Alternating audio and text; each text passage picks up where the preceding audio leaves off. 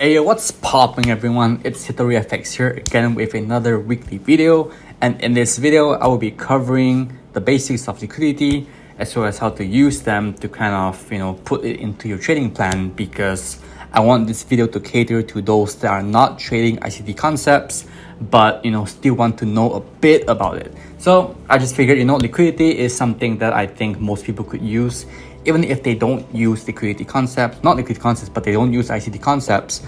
So I just figured I'd just make a quick video on it. So essentially it will be kind of like this video will be split into two parts. The first part will be for those that don't know what liquidity is, and the second part will be those that kind of know what it is and would like to know how to use it in their trading. At least try to implement just a bit of it into their trading. So yeah, so first part is to answer the question of what is liquidity. Okay, so essentially liquidity is orders, right? So we're talking buy or sell orders.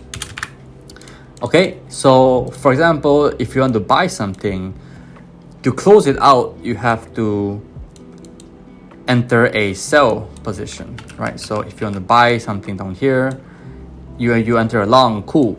To exit, you have to enter an opposing sell order to mitigate your position and then close out. So if you buy something, to exit, you have to sell it back.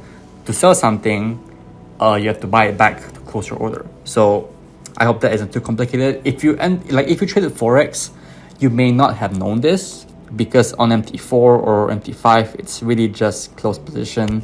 You don't know any of these, and that's fine. So I'm telling you right now that if you are a buyer, for example, if you long a market, your stop loss and your take profits, they are both sell orders. So if you have a take profit here, that's a sell. You have stop loss here, that is also a sell. So just to get that out of the way.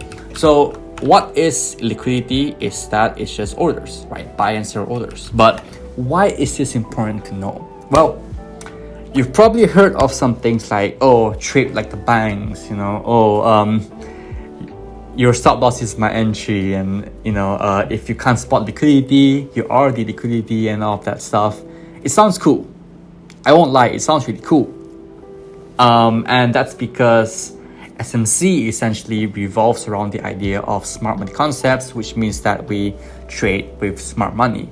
So smart money, if you don't know, is what the public terms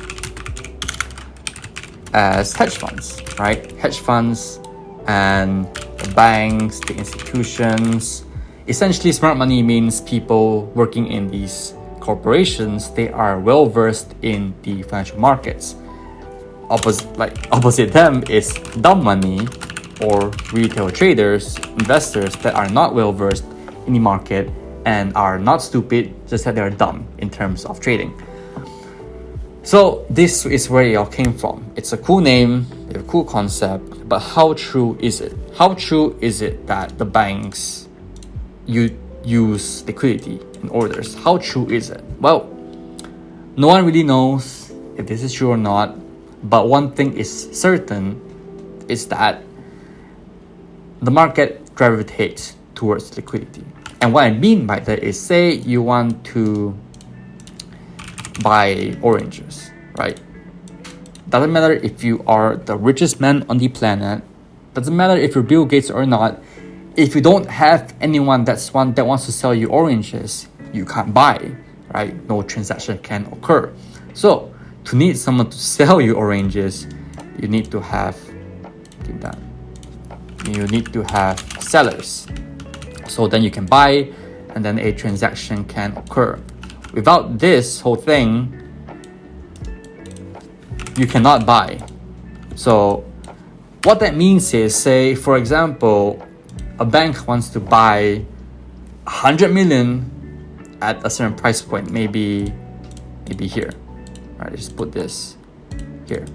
Let's just say the banks want to buy 100 million at this price point, but no one is selling 100 million at this price point, right? So they are going to engineer an occurrence that retail traders think they can get involved in, and then kind of like provide the liquidity required for smart money to enter here. And that occurrence could come in things like support, right? Maybe you have something like this.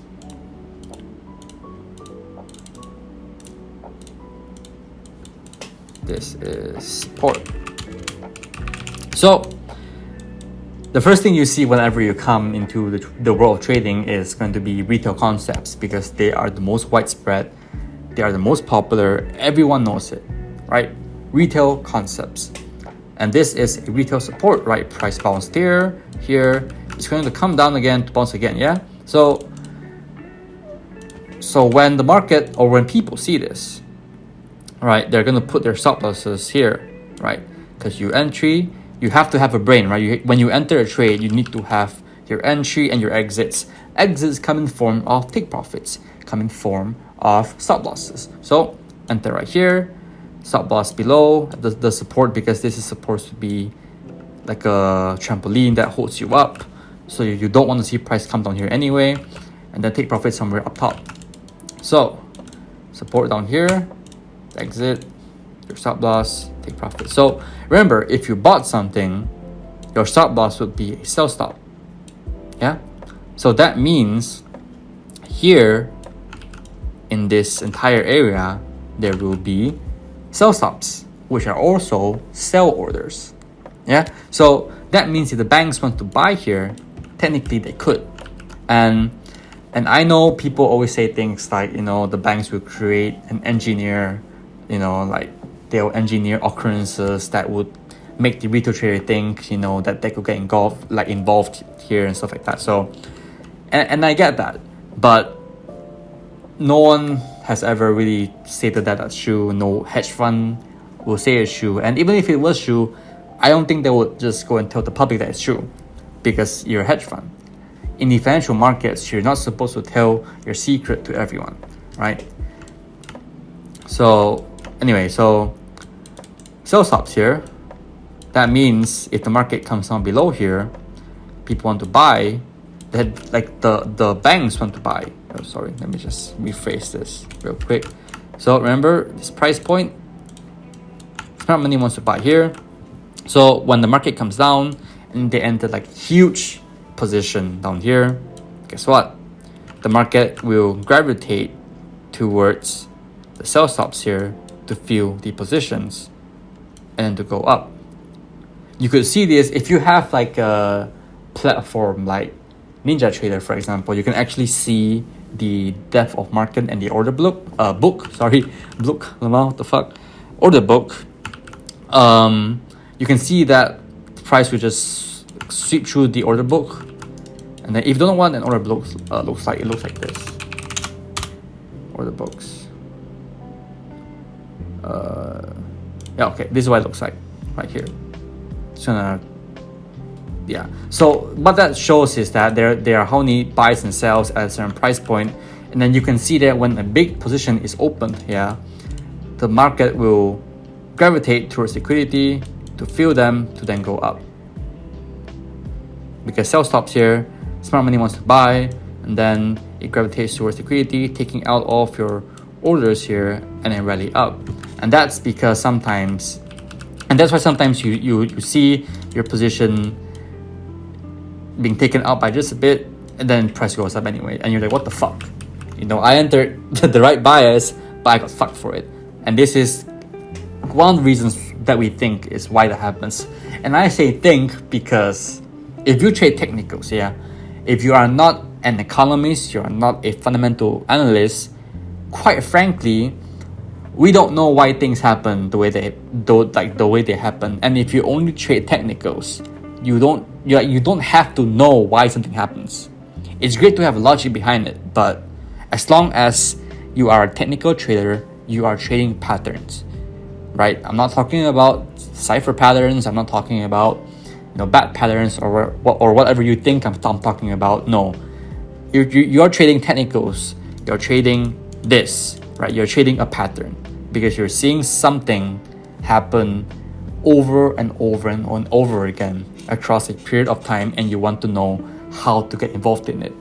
The why isn't as important, instead of the how, the when, right? So if you're trading technicals, you're just trading things like, lines and boxes and stuff. Fuck the why, like if someone told me that across 20 years and they have a large sample size and then all they based their trades on was a monkey clicking buy or sell, I would still fucking, invest in that, because if they could give me a big return proven over a long data set and a large data set, and a long period of time, I would fucking invest money into that monkey. Fuck the why, So don't go out there and think you have to know the why, because you don't really need to know the why. So the why is not that important. All right. So let's just put it at that. So liquidity are orders, and orders come in form of a few things. Let me just remove all of this. So what is liquidity? Is that. So second is, what types of liquidity are there, or what forms is the better word? What forms does liquidity come in? Right. So first we have things like the normal equal highs. Right. We have things like this: resistance, support. Right. Things that the retail eye sees as typical support, resistance, or something like a bull flag. This is going to be where liquidity might be, because support, sell stops, resistance, sell, buy stops above, and this is the same thing. So retail patterns that pop up. So things like equal highs, equal lows, will have a lot of liquidity. So stacked highs, stacked highs or equal highs will have liquidity. And second, we also have session highs and lows. So this is daily. So session highs and lows, this is really ugly. All right, so basically the blue box is Asia highs and lows. So this is Asia high, this is Asia lows. Look at just how the market sweeps Asia highs, reverses back down, sweeps Asia lows, and reverses back down. The green box is London. So session highs and lows will have really great draws on liquidity, which means sweeps, which means coming back down, raiding the buy stops on top of here, buy stops, sell stops. So buy stops, raid, come down, sell stops, raid, to go up. This is a clean example. Because I trade London, and if you trade London, this is a good thing to note. This is what liquidity will conform in. So where is my stuff? Okay, so first we have session highs, lows. In this case, I mean Asia, because I only really look at Asia. I don't look at London highs and lows, because I don't trade New York. That's something you would have to kind of like look at on your own time. But session highs and lows for Asia session, bam, really great. Especially if you trade London and you trade pairs like GU or EU, this works really well, crazily well actually. And we have equal highs, lows, we have stacked highs and lows. So these are the main forms that I look for liquidity in. We also have a few things like daily highs, lows, weekly highs and lows, but I'll get into that more in depth later on in that video. So these are the few things that you could look at. I think I missed them. Let me check my phone real quick. All right, no. Okay, so essentially, this is the main things that you could be looking at. Now, this is important, right? So why is this important? This is important, right? You have to know liquidity is important because we established the fact that the market will gravitate towards liquidity. It means it will seek out liquidity.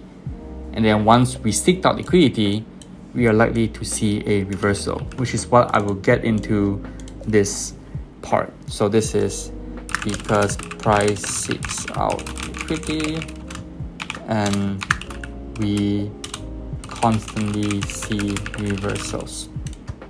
So that's why this is important, right? And we will put that to the test right now. So one tip I would like to give in this is, say this is a bullish candle.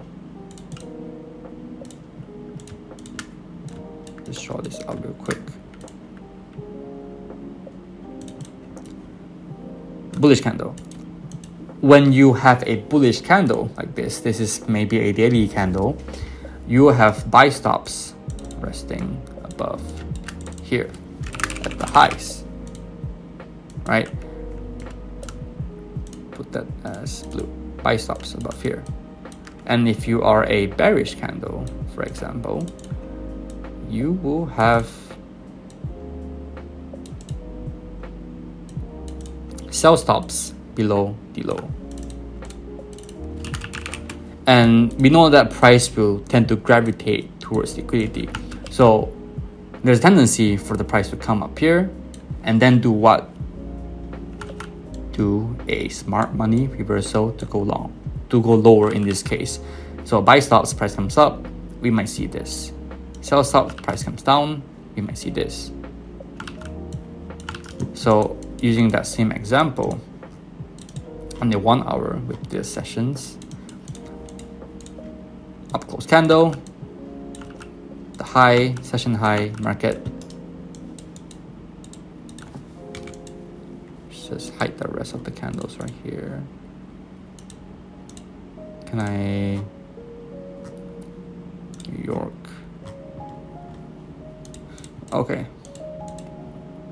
All right, so look, sweeps this, comes down, sweeps this, comes down. Now, you may be, oh, but this isn't a down close candle, you know, but look, down close candle low, price sweeps it, it goes up. We will go through this more in depth, kind of, in the next part. So, yeah, so this is kind of like the bigger picture, I guess. This model is that bigger picture. All right, because price seeks out liquidity and we constantly see reversals after seeking out liquidity. So let's put that to the test. Let's just put this concept here. Let's put this concept to the test. Let's start from recent time, price action. So here we will have buy stops. Price weighted it, didn't do anything, right? Here we have sell stops.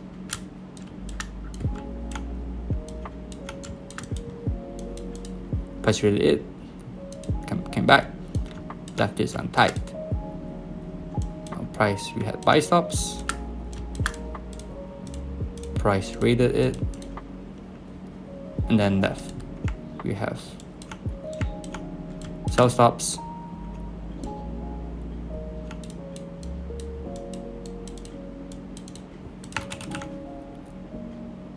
Bro, this is all right. It rated it and then left.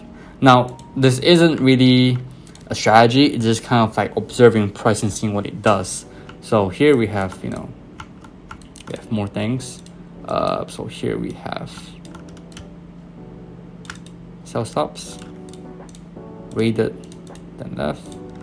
We have buy stops, rated, then left. You know, we have nothing here. So rated this, pulled back just a bit, then left. No up close candles until here. Up close candle, down close candle, rated,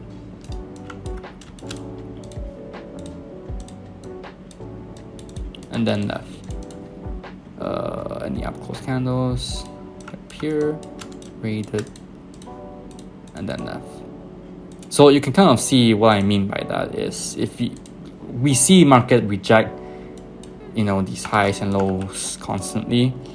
It's not to say that this is in itself a strategy, although you definitely could make it one. But just seeing how the market behaves over time, according to this concept, you can see that it's pretty good. It's pretty like well done. You know, like up close candle, down close candle. Doesn't work every single time. I mean, not every. By that I mean not every up close or down close candle will be rated. You know, but a lot of the times it will. Now this is news, so you know, up close rated here. Any more down close candles? No rate. Here. And then left, you know, so up close candle here, rated. Oh, sorry, this is not. This is. I thought this was a green candle. No candle. This is left unrated.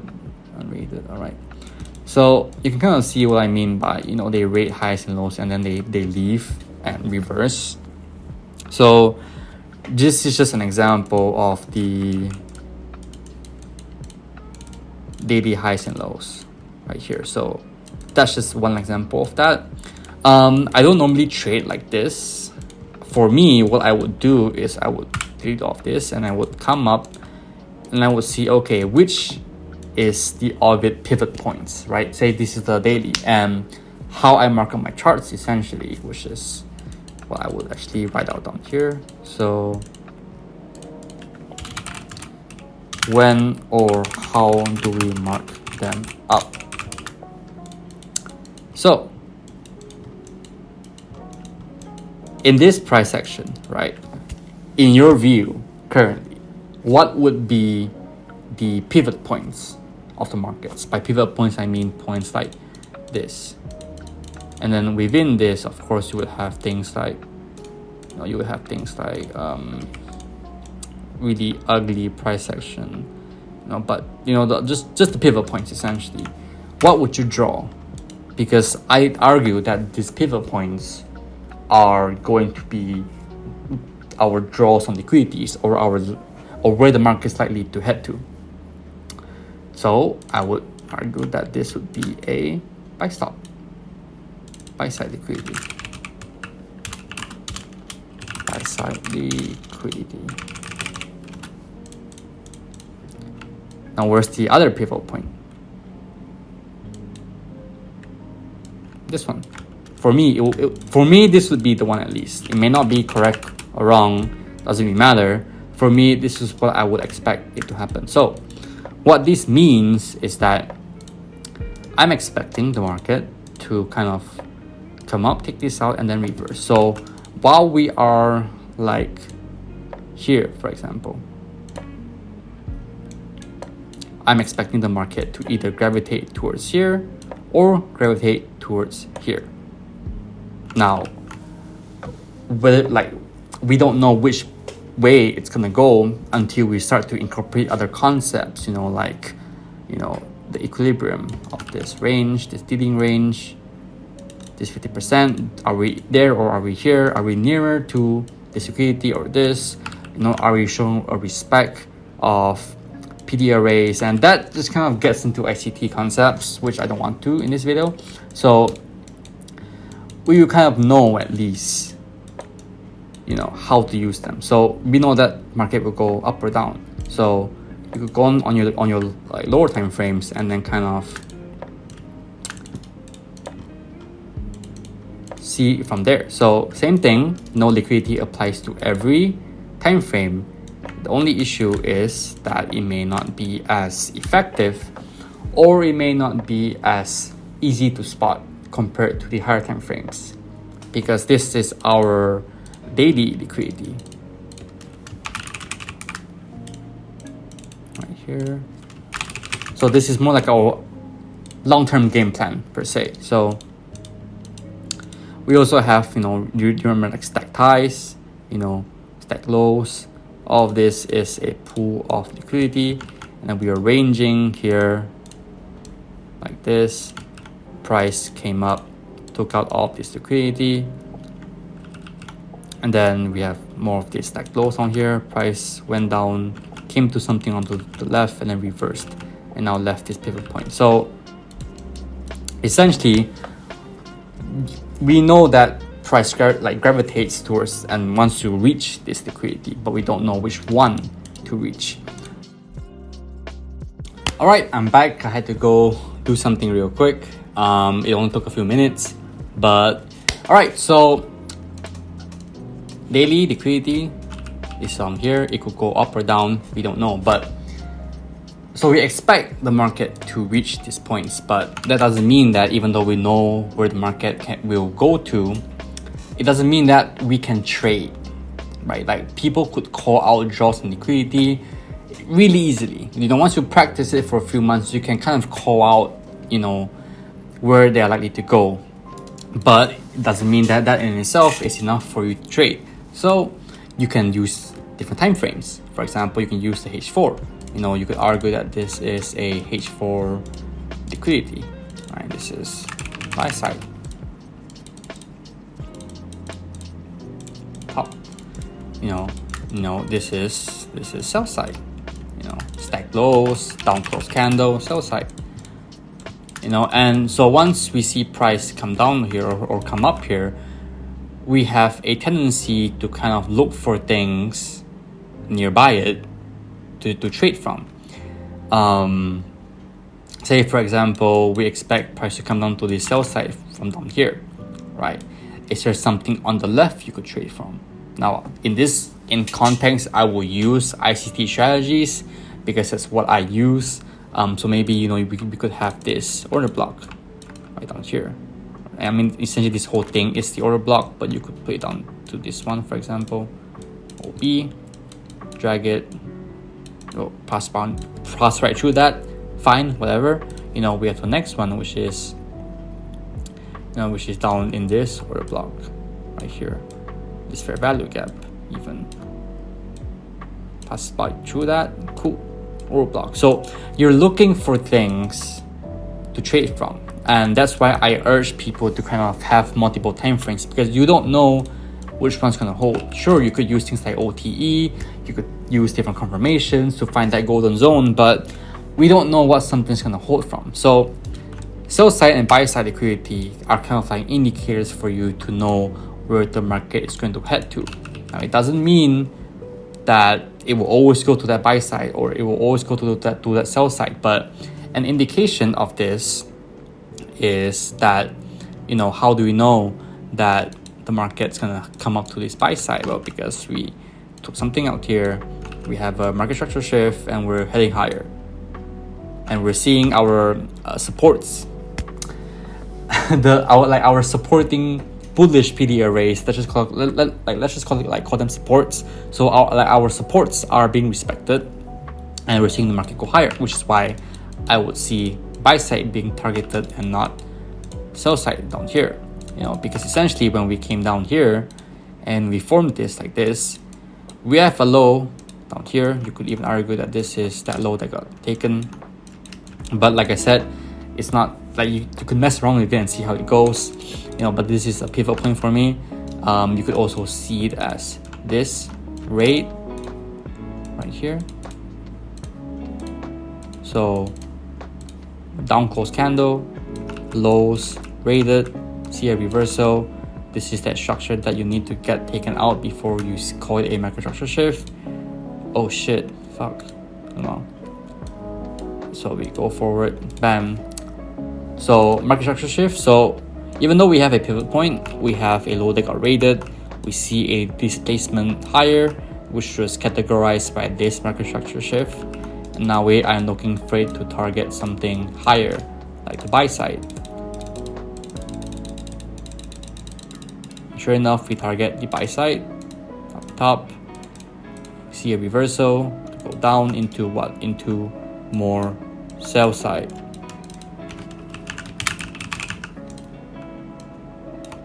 Sell side or pivot point sell side. And this is a down close candle, price rated it and went up. So that's an example of using liquidity. If you want a simpler concept, if you don't want to throw off this, to know how all of this operates, just go into a daily, mark up the daily highs and lows, and then go into your session, and then look at Asia, and then wait for Asia to sweep highs and lows, wait for it to form, sweep highs, sweep lows. Let's see how many of that happens throughout the days. Why is it not popping up anymore? What's my...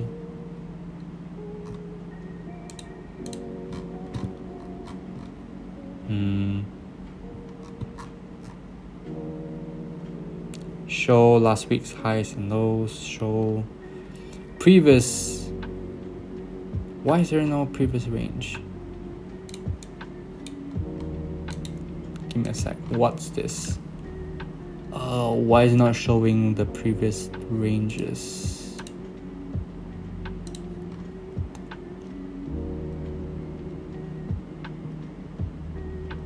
Alright, let's just kind of like right, same example, highs, lows, sub Asian highs came into this fair value gap up top, tapped it, then left. You know, same thing. Let's see this form. Oh, highs, swept it. Do we target the lows? Nope, we just kind of ranged and we went higher. So you have to mess around with this and kind of use it as your confluence, because all of this essentially, let me just go on, all of this essentially works, right? You have your bigger time frame or your higher time frame draws on liquidity, and then you have these that are kind of like intraday type stuff, and all of them work. You have to note that on the big picture, you are going to seek out these, but until we seek them out, you know, we might be seeking out things like this. So more short-term stuff. And I think I will make a video on that, like a more in-depth with a few examples, because I don't have any of that right now. But this is just like a really introductory video to buy stops and sell stops. And this is kind of like the bread and butter of ICT, not of ICT concepts, but like, I think it's really important that if I had to choose one thing, it would be this. If I could tell people, you know, study one thing from ICT, and that is liquidity. That's how you start, if you could only use one thing. So yeah, I think that would be all for today's video. This may not be that informational to you if you are already well versed in like these buy sides and sell sides of stuff, but for those that are new, this is essentially it for liquidity. So yeah, I hope that helped, and I'll see you in the next video, which will also be covering buy side and sell side, but it will be a more in-depth, you know, look at it essentially. So yeah, all right, bye, see ya.